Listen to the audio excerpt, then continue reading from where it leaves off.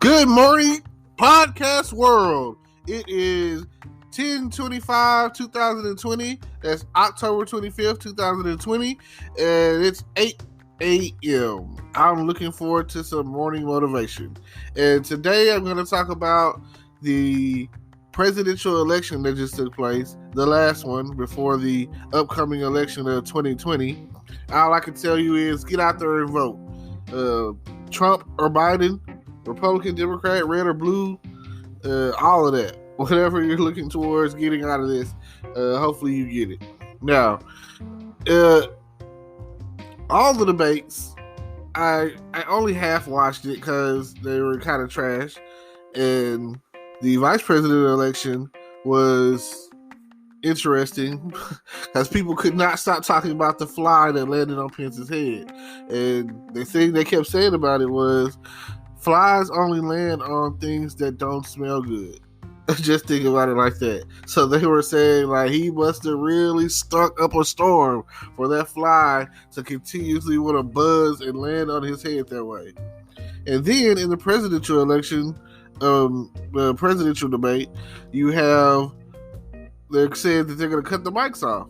They did not. Boy. So even these people that's controlling the debate are lying to you. Why is there ever a point in time do you feel like they are so lying to me? Like, they know that they're not going to have a cure. They know that they're not going to have a cure in time for the election. They know that they're probably not trying to pass this money, the stimulus money out until right before the election to gain votes. Like, they know. They have ace in the hole is how they feel. They feel like the stuff that they're doing is a strategy to win this election. And for them to be win the election, it's like more money in the bank. No matter what you think, it's always about the green. It's always about the money. It's always about how is this going to benefit me? You know, I don't ever feel like in politics that they are just honestly God trying to help us bottom feeders, us poor folk, us folks who are in the recession, in the front line of the recession, that don't have a job or who aren't able to work because of the pandemic or for whatever reason is going on. You know, that then at this point, you never know what's going to happen tomorrow because there's a COVID-19. Next year, you have COVID-20. All right, what's going on? It seems like every census year, every 10 years, every decade, it seems like every year that there's an election, especially, there's always a bunch of misdirection going on. And you never really know what's going to happen until January 21st. Because that's when the powers trade over. So until then, until the inauguration, you're still stuck with the guy that's doing you wrong. You know, so if things don't go Trump's way, I feel like he's going to be one of those kids that say, give me my ball, I'm going home. And everybody knowing that everyone at the playground is playing with this basketball, but it's his basketball. He's going to take up his ball and leave. You know, he's not going to give a crap about us. He's not going to care about who's still playing the game. He's only going to be concerned about what's his and what he's supposed to get out of it. And hey, tough titty is how they're going to do it. So I feel that that's what's going to happen. I feel like if Trump, and even if Trump does get his way, it's going to be like, well, you didn't believe in me. You didn't say that think that I can win this. And I told you what I was going to do, or I told you in my tweets what I was going to have, or what's going to happen. You know, I barely won. Just like when he went to Erie, Pennsylvania, and was saying I was so far up in the polls earlier this year before the pandemic that I had no plans of coming to Pennsylvania. I had this thing won. But now I'm not so sure. So you can see that right there. I mean, that's honesty. I'll give it that. But it's not the right kind of honesty. It's like saying, I only care about your vote. Vote me, F you. That's how it seems. So I will feel better once the stimulus package is released and passed, and people are, you know, they put a Band-Aid on a gaping artery or a wound and thinking that's going to be doing something when it's really not.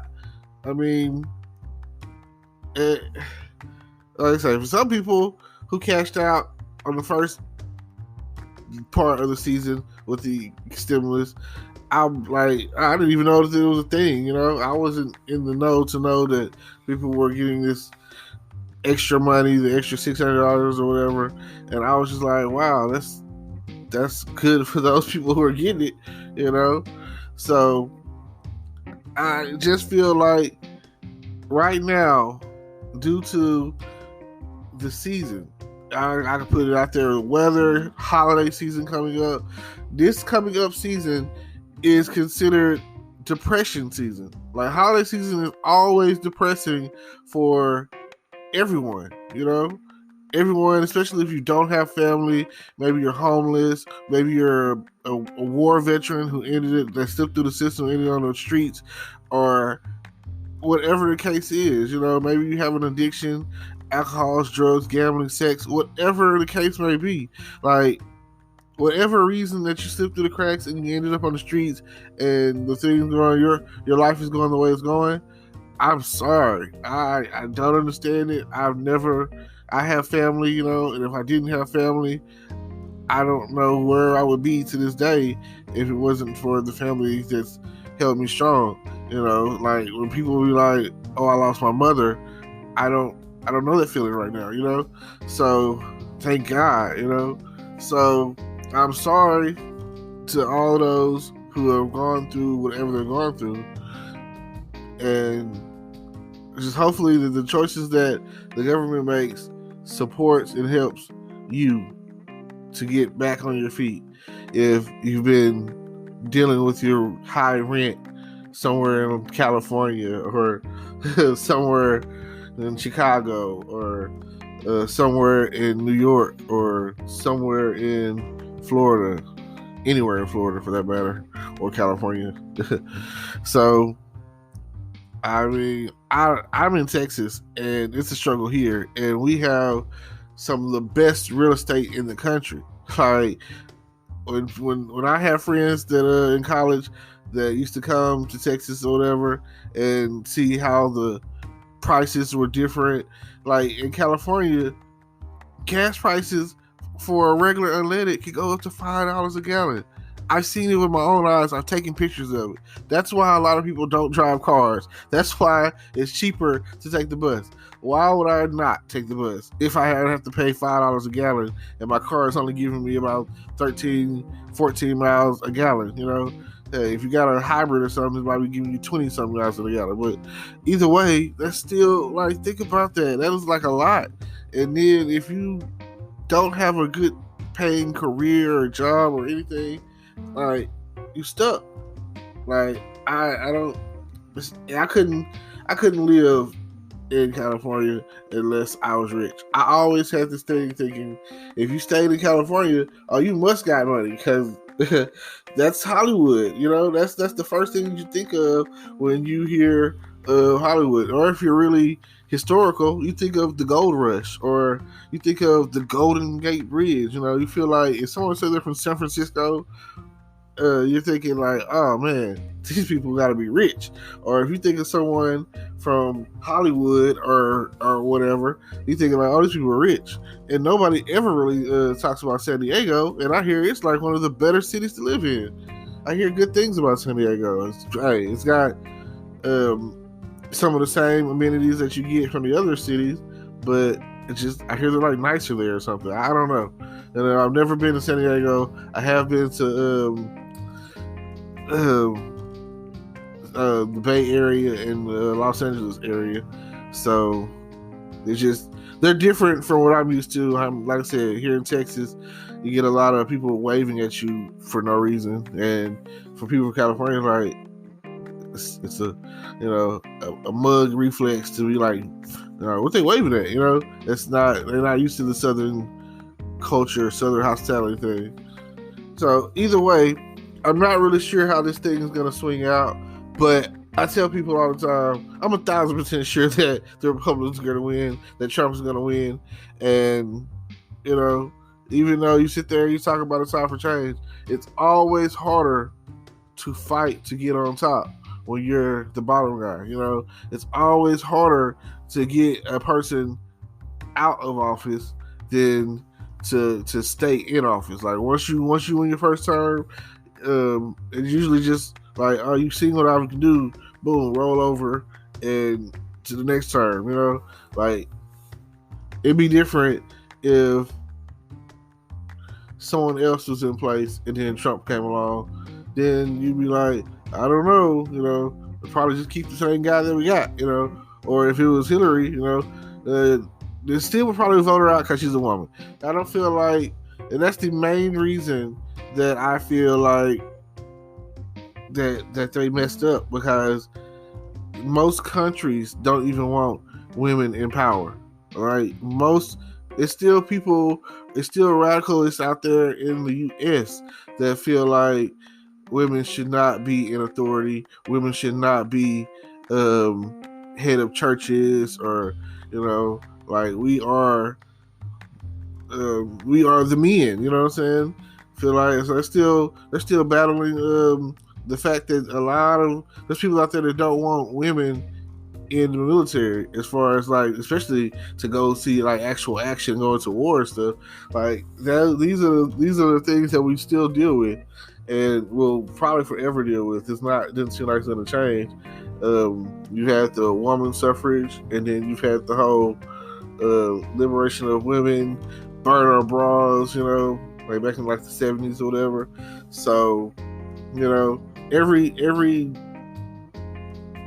what, 50 years, I guess, which, let's see,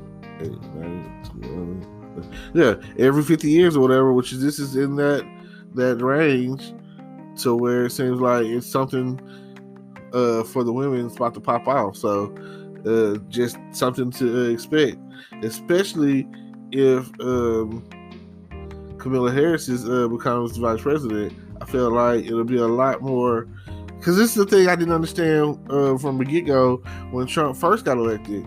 After the conversation that took place on his bus, and I was calling him President P Grabber. Girl, look out, ladies. He's gonna grab your vajayjay. So he's president. Like I think it was, I don't know if Dave Chappelle or whoever, President Pussy Grabber. I know they said it on, I think it was American Dad or something. Either way, I know that the joke should have been made, and I've even seen it to where, when they're like giving out awards, or he's standing by little girls, they be afraid of him. I'd be afraid of him too, based off some of the comments and statements he's made. But like he said, when you're famous and you're rich and you're powerful, you're president or whatever, you pretty much do what you want,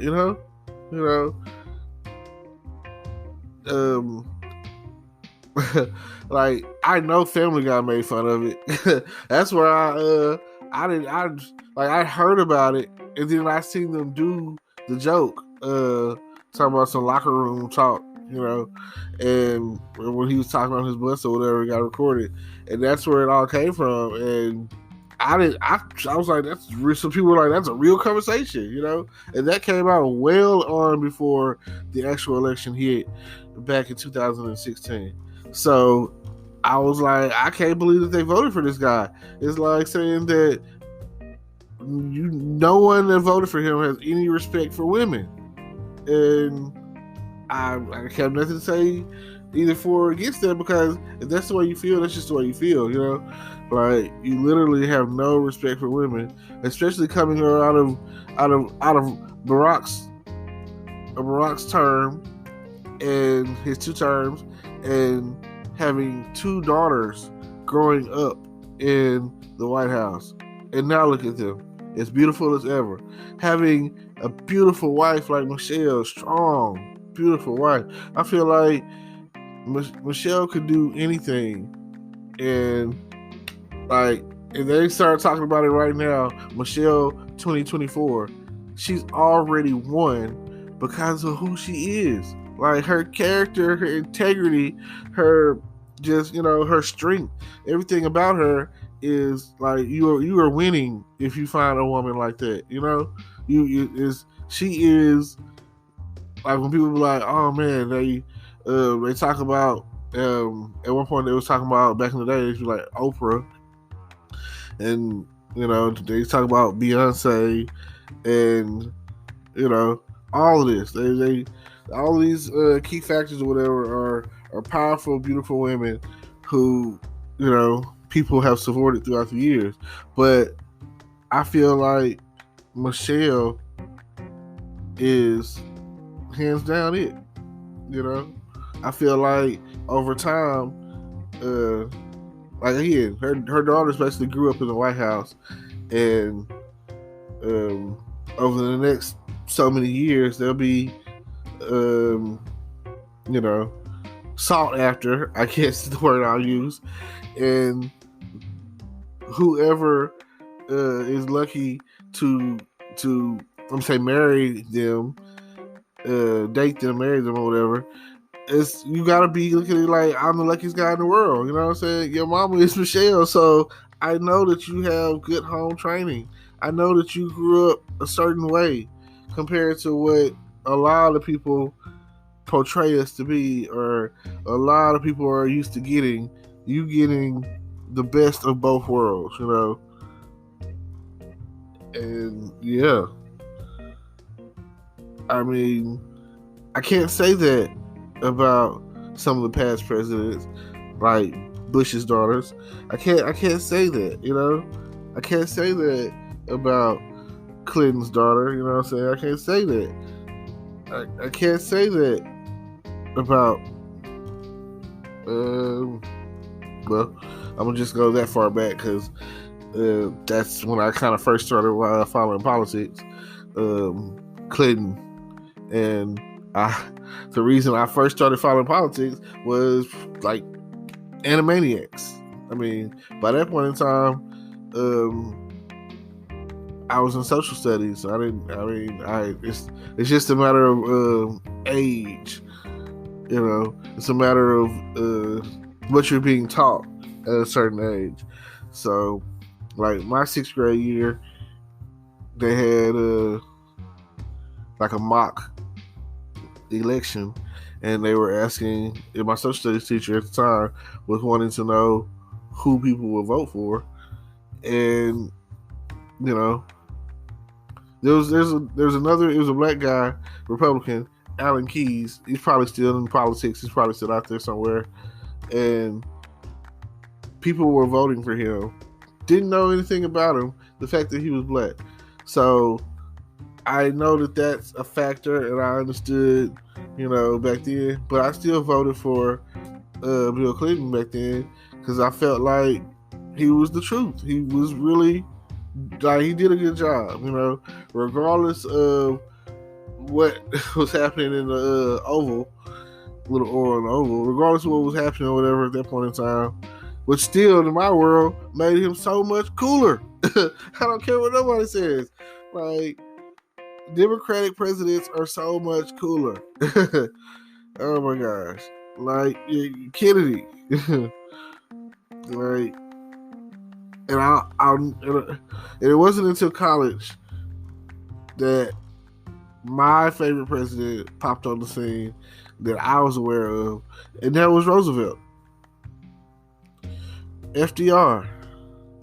And his slogan was a chicken in every pot. And like I say, if a president were to say that right now, I'd vote for him. That is like the coolest thing. Especially, you got to look at what was happening at the time. That was a time during the Great Depression where that nobody was getting food, nobody was eating. They had like soup lines and chow lines, and and like war was going on, and all of this stuff was happening. Like, it was at that time or whatever, the Holocaust was taking place at the time. So you have to think about what was going on in the world to where the phrase "a chicken in every pot" was so empowered, like had such an impact. And I'll say it like this. The last thing is, he was a cripple. He was in a wheelchair, you know? And that right there lets you know, like, that's a powerful thing to think about. If this guy who couldn't really walk could run the country so well, what can you do if it's in your hands? And, you know, some years later, that's exactly what we got called for. What can you do for our country? JFK. And don't think about what your country can do for you. What can you do for your country? You know? Powerful words, democratic words. Something to think about. All right. Well, it's getting a little late, so early, whatever. Time's running. I'm going to leave y'all with this. Just check out the links down below. Subscribe to all the things that I have, like my YouTube channel. And don't forget to like, comment, subscribe, all of that. And don't forget to get out and vote. I mean, it doesn't really matter who you vote for. I personally don't feel like, our vote really counts. But, it's your right at the end of the day. And they say that if you voice your opinion, then you have nothing to say when your person doesn't win or change isn't made. So I appreciate y'all for tuning in. Thank y'all for listening to my podcast. And see y'all on the next one. Hello, YouTube world. Welcome to my channel. Don't forget to like, comment, subscribe, and hit the notification bell so you can be notified when I drop hot content like this. And stay tuned for the next video.